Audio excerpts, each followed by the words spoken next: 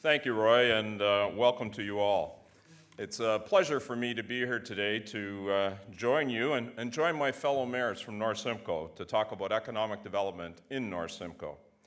Roy asked that I comment a little bit about working with the other three mayors, as I'm the newbie on the block. I can honestly say it's been a pleasure. I've been made to feel very welcome, and we have come together as a group of four, and you've heard that a few times, and definitely as a theme for the day, but we've come together purposefully to better the quality of life for our residents here in North Simcoe. As you know, our collaboration is getting some attention, locally, federally, and at the county and at the province.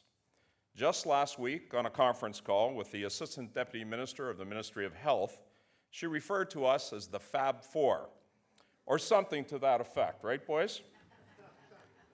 But more importantly, we are starting to see some results, and you'll hear more about those results as the morning progresses.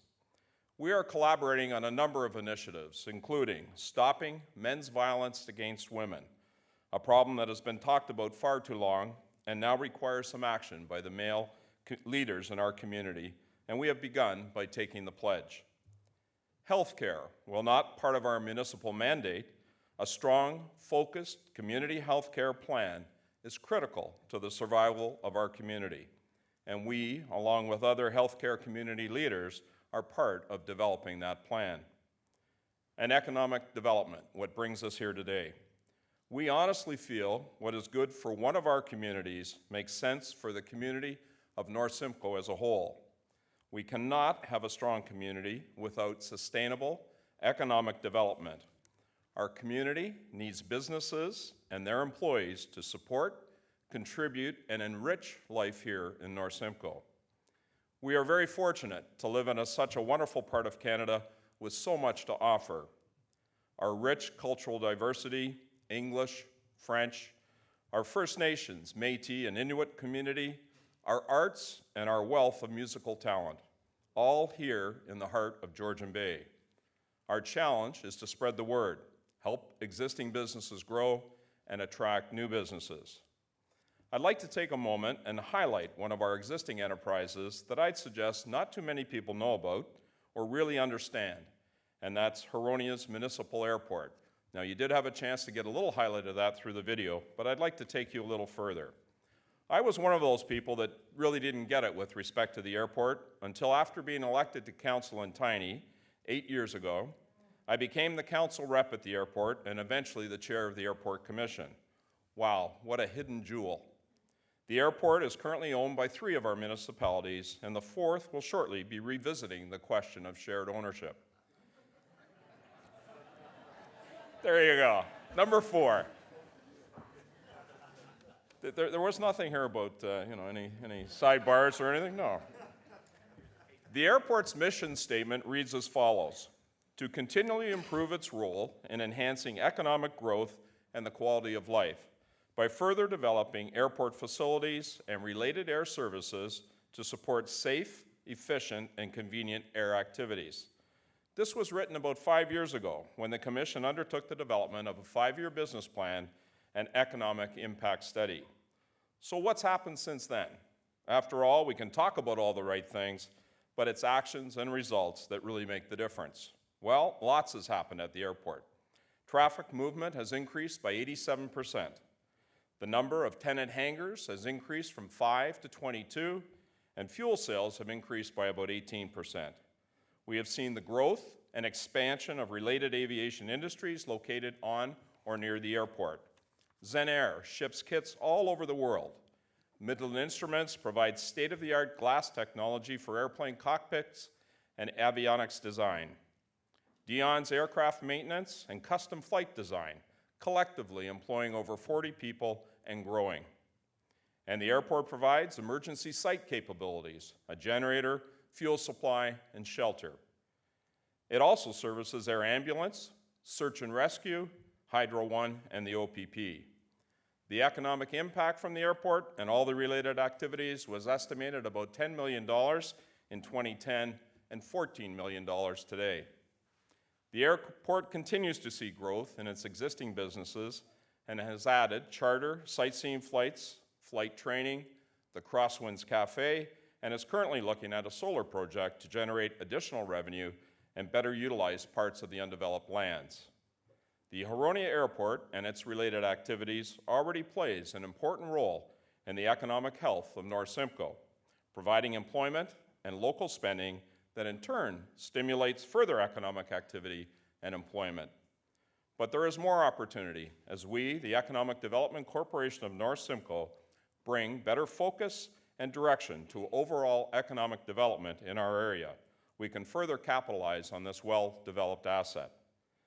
Economic development in North Simcoe is a very high priority for the 4 mayors and the board of EDCNS. We have a plan, and we have begun to implement the plan.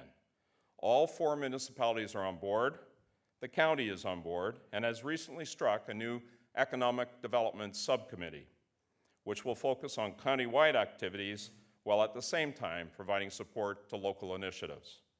It is indeed an exciting time for economic development here in North Simcoe. Thank you for your time, and enjoy the rest of your day.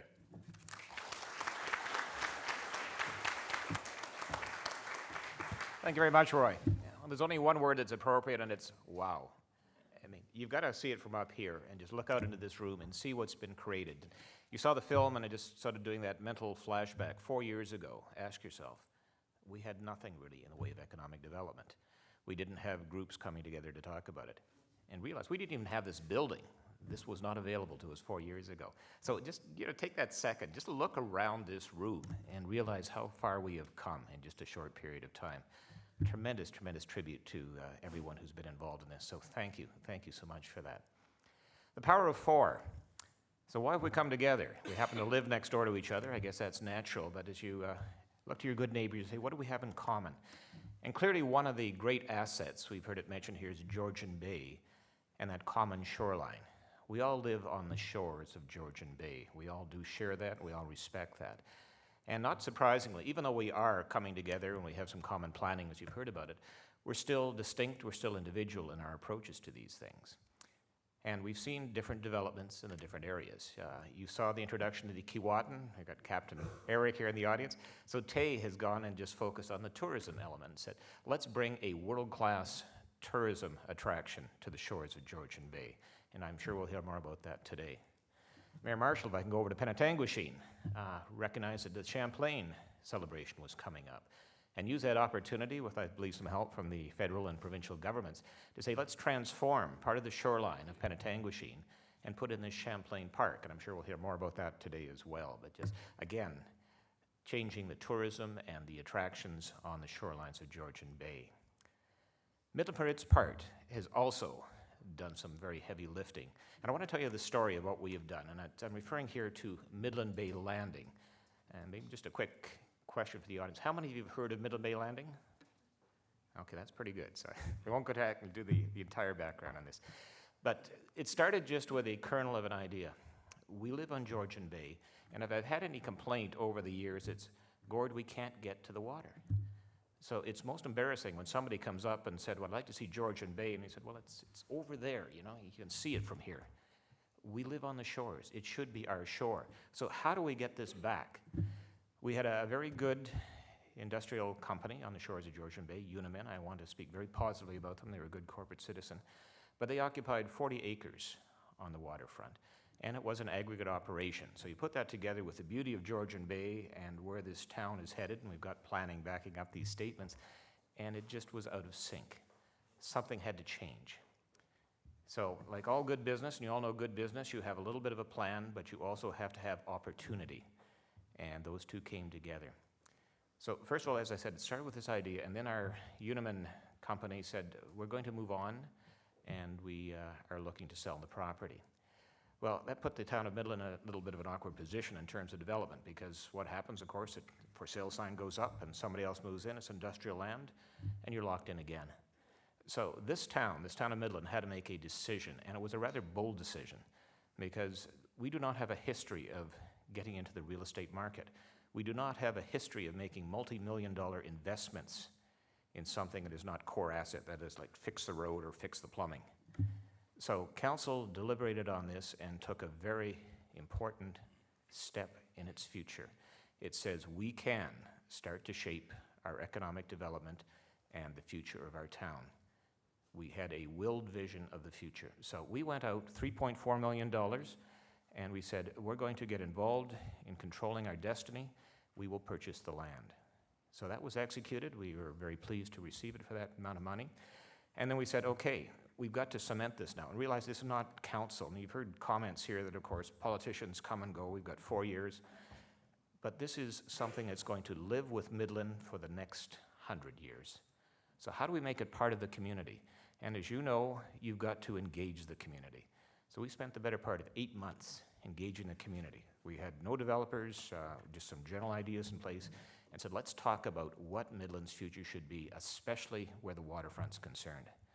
And with that, we had some wonderful meetings in this very room, as a matter of fact, talked about what we could do on the waterfront, and we came up with a framework plan. This is what it's going to be.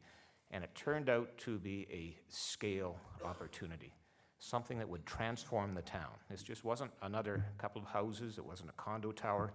It was something that would make Midland a modern community looking towards its people, to its visitors, and give us a place on the economic map of North Simcoe. So with that framework plan in place, we said we now need a developer to execute this.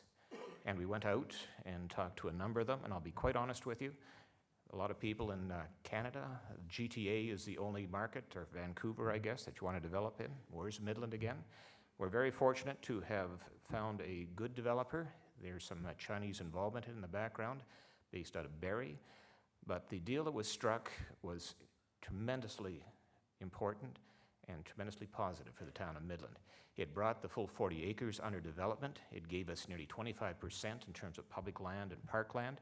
It gave us $12 million in terms of public asset development that the people of Midland do not have to pay for.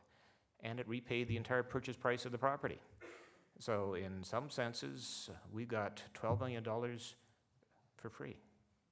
So if you look at this texture of the deal, it is tremendous. But what is most important is it gives us our future.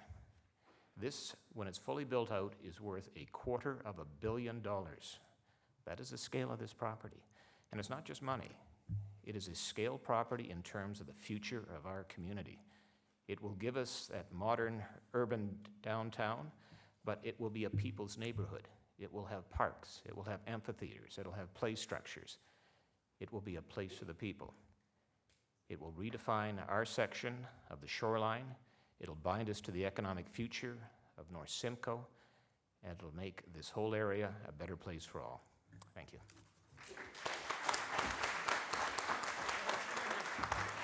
Anyways, yeah, thanks. Gord kind of queued up one. My topic's going to be healthcare, but while Bruce is here and everybody's in here, we do have the Champlain commemorations occurring in a long weekend in August in Penetanguishene, and that was a huge investment by the federal government and provincial governments to the tune of $2.8 million. So they stepped up again into our area, showed some interest, and it did something that's going to be significant in the town of Penetanguishene, for decades to come. And, the benefit of that is another tourist attraction that we can add on to, we can make leverage, so it's a legacy type of activity, and those type of smart conversations and connecting those dots are always appreciated. So with Bruce here, and I never formally got to give him a round of applause for $1.4 million. Thank you, Bruce.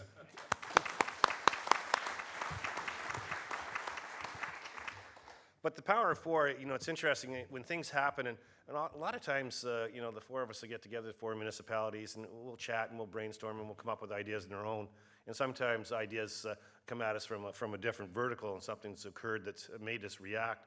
One of the things that made us react recently was Georgian Bay General Hospital. They had a funding deficit, and they had a capital challenge in front of them that forced them to make some very tough decisions. The board of directors and Karen and her team were faced with some challenges, and one of the challenges was shutting down the Penetanguishene General Hospital. So we looked at that and said, what can we do about this? We got PGH, it's an asset that sits in the town of Penetanguishene. How do we leverage that? What do we do? How do we get together and work on those type of things? But the mayors got together and we worked, we chatted through the issues, and we looked at healthcare in a different light as well. It's not really our mandate or our role. We actually started down a path of creating a healthcare charter. We involved our citizens. We worked together on the charter, and we've got 3 of 10, gentlemen. 3 of the, 10 commandments, if you were, from healthcare are completed at this point. We met with the Ministry of Health. They actually came down, Deputy Minister came down and met with us at Georgian Village, and we actually signed with the LHIN and GBGH that healthcare charter.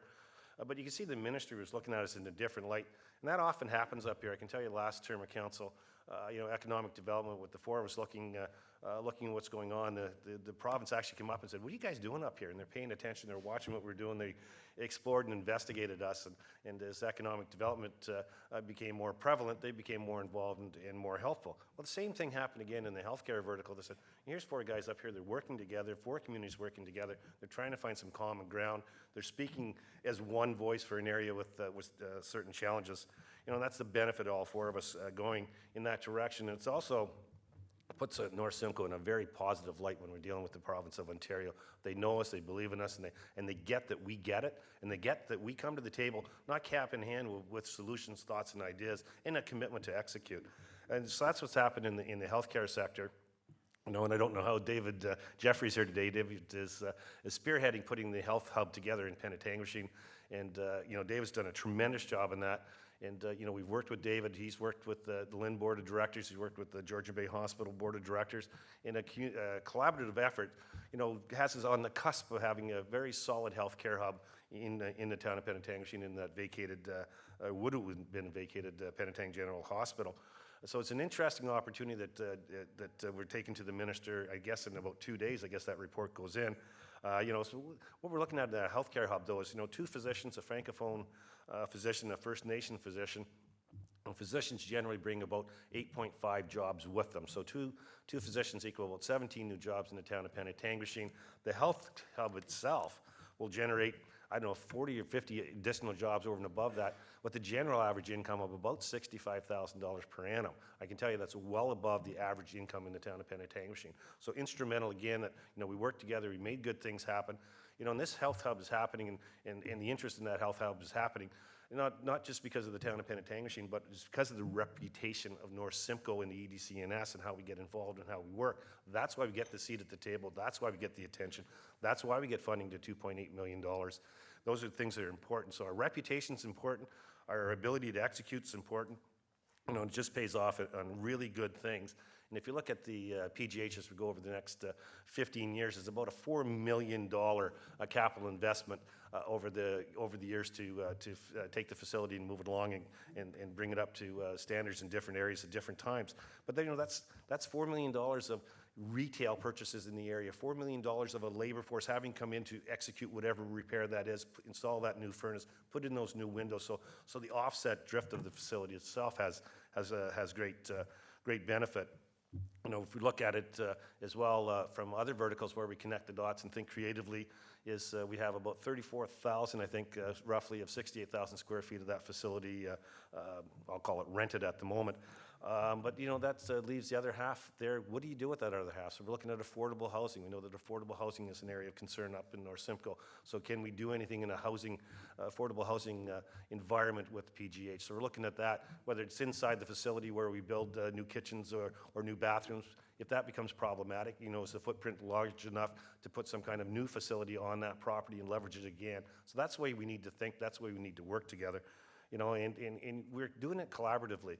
As we all know, Chigamik and Waypoint are looking at a health hub in the town of Midland. Rather than compete, we all got together and we looked at it and said, okay, we can have an integrated health unit in the town of Penetanguishene, delivering services under that roof that makes sense, that flows together, and a different type of health hub in the town of Midland that would deliver a different vertical of healthcare needs. So we're working together again, rather than compete, complement, figure it out, and work forward. And I think that's the strength of the power of four. If I look at it as well in terms of leveraging assets, we got Georgian College here today, and thanks so much for coming, Marilyn. We've got Georgian College, so in the town of Penetanguishene, we have Georgian Village, long-term care facility in our town, but we're leveraging that facility. We're actually going to launch nursing programs out of that facility. Georgian College got together at the town of Penetanguishene, the county of Simcoe. We chatted our way through it. We looked at the opportunity, and I'm happy to announce that we have 34 students will start their first cohort out of that facility in September. So that's, again, how we think, how we leverage the opportunities, and how we have to be creative. And I think four voices, gives us 4 municipalities, 4 voices, 4 councils, gives us that 360 view of the opportunities, where we can take it, how we think through it. I often say, excuse me, many hands make for light work, but many eyes make for sharper observations, and that's what happens with this group. We do make sharper observations. Because of that, the whole area benefits. So thank you very much. Thank you, Roy. Yes, you've heard from George, John, Paul. That makes me Ringo. Well, good morning, everyone, and welcome to today's Prosperity Summit. For the next couple of minutes, I'll be highlighting the progress that's been made in regards to tourism here in the heart of Georgian Bay. And I think I can sum it up in one phrase. We've come a long way, baby.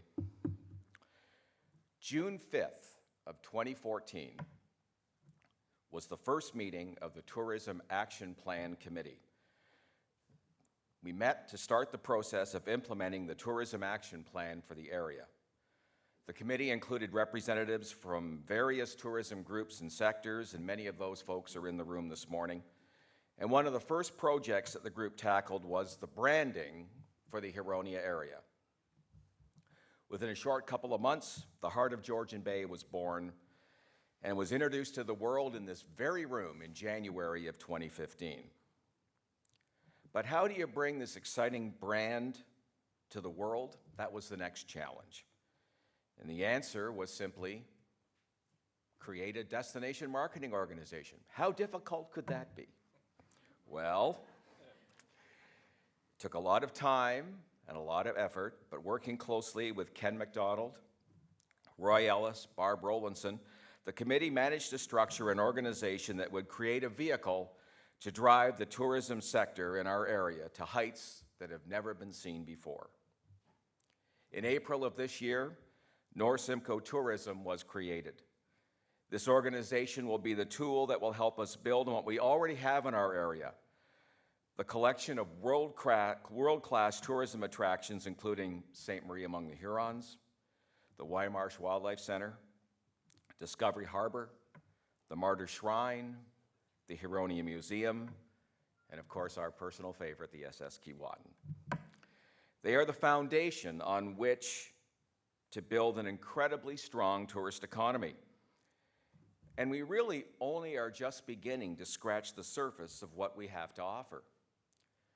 The chairman of the North Simcoe Tourism Board, Ken McDonald, will be speaking to you later this morning, so I won't spend any more time talking about the DMO. But take a look around at what's happening in our community right now. Look at the success of the recent Butter Tart Festival. After just 3 short years, this one-day event has attracted worldwide attention for the town of Midland and the heart of Georgian Bay. The upcoming Rendezvous de Champlain and Penetanguishene will highlight the rich Francophone and Aboriginal history of the heart of Georgian Bay and create a legacy project on the town's waterfront. Working collaboratively with the Friends of the Keewatin, Skyline Developments in the Township of Tay, we have made an application to the Canada 150 Fund to help develop an historic waterfront park in Port McNicoll. The Festival de Loup, an annual event, highlights the rich French culture of the heart of Georgian Bay. And yes, we've only just started to scratch the surface of what the heart of Georgian Bay has to offer. Each and every day, there is something to do, something to experience, something to build a memory from. It's all right here.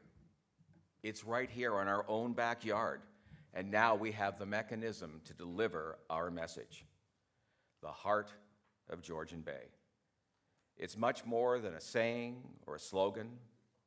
It's a feel. It's an attitude. Working collaboratively as 4 municipalities, along with EDCNS and our partners, the sky is truly the limit, friends. I encourage each and every one of you to come along for the ride. Thank you and enjoy your day.